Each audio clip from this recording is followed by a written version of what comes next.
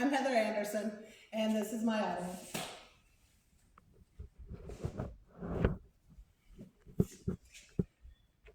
Let children be children is a statement that could mean many things in today's society. It has become the norm for children to be handed a cell phone or a tablet or sent to the room to play games. Some parents think they don't have to change their behavior attitude because that's the way of the world, and kids just need to get used to it. To protect our children's mental and behavioral health, parents and adults need to be more aware of the influence of their own actions and behaviors, as well as the influence of modern technology. So what are the problems and challenging behaviors that we're facing today? The definition is repetitive behaviors that interfere with a child's ability to learn and engage in social activities, as stated by many, including the Division for Early Childhood and their 2017 positional statement on challenging behaviors and young children. I've been in early child care for almost 10 years, first as a one-on-one para and now as a teacher. And some of the behaviors I've witnessed in early child care is defiance, which is arguing, tantrums, and refusing to follow rules. Physical aggression in the form of hitting, kicking, biting, and throwing. Antisocial behaviors, when kids act in ways that are abusive, coercive, and cruel.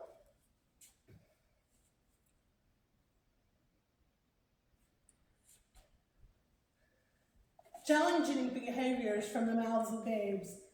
A lot of these behaviors that are happening are not from kids with physical or mental disabilities. These are kids that can say their ABCs and 1, 2, 3s and tell you a story.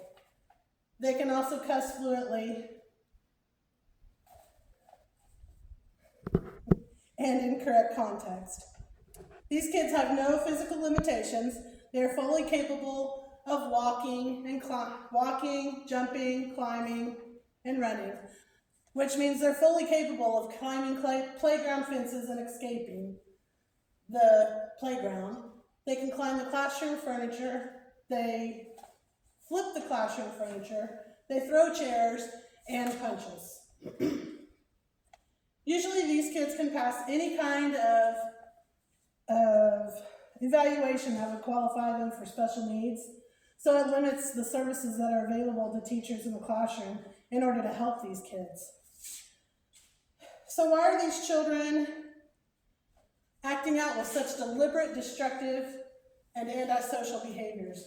A lot of people nowadays are trying to blame COVID and the epidemic of 2020, when in fact the Kansas State Department of Education started tracking behaviors other than special needs in 2009 and adopted the social, emotional, and character development standards in 2012. So what was going on before 2009 to warrant such behavior changes? In the 1990s, we had cartoons like Beavis and Butthead, Ren and Stimpy, Bart Simpson, among others, that were geared more towards adult language and innuendo than they were to children.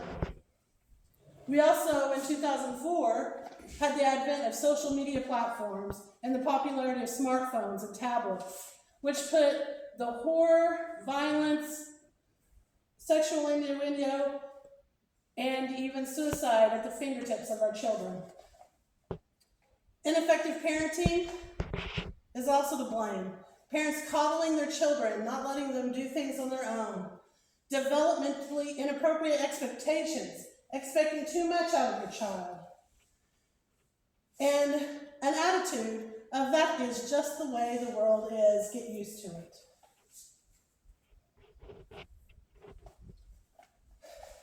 What can we do as parents to help? Parents and caregivers have the first and biggest impact on a child's social, emotional, and behavioral health. Children need practice with adult modeling and supervision to regulate their emotions, their self-control, and patience. We need to protect children from violent media. Violence has become an endemic of American life and culture.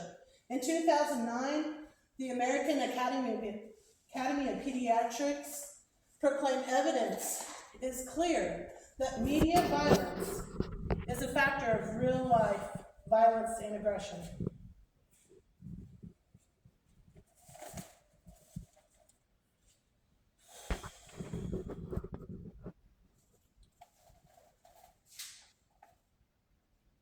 We as parents and adults need to lose the attitude that that's just the way the world is. Yes, adults cuss and swear, but is it okay for your child to cuss at a teacher?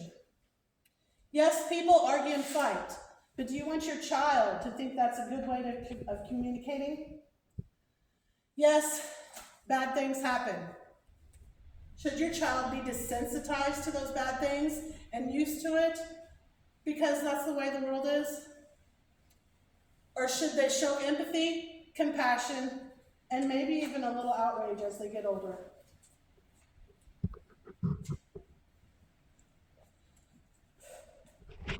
Let children be children. In conclusion, I would like for you as parents and adults to remember that you are on the front lines of the battle for your child's behavioral health and their future well-being. That you can help negate the rise of problem behaviors in schools and in our communities by taking a stand in your own home turf and not allowing the influence of social media and adult issues to cloud your child's mind.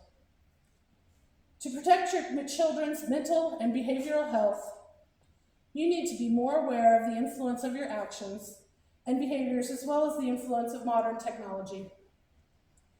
As a parent, teacher, caregiver, friend, we have the responsibility to protect the innocence of youth from the atrocities of the world so that they can grow up without the demands of trying to understand or emulate the influences of today's society.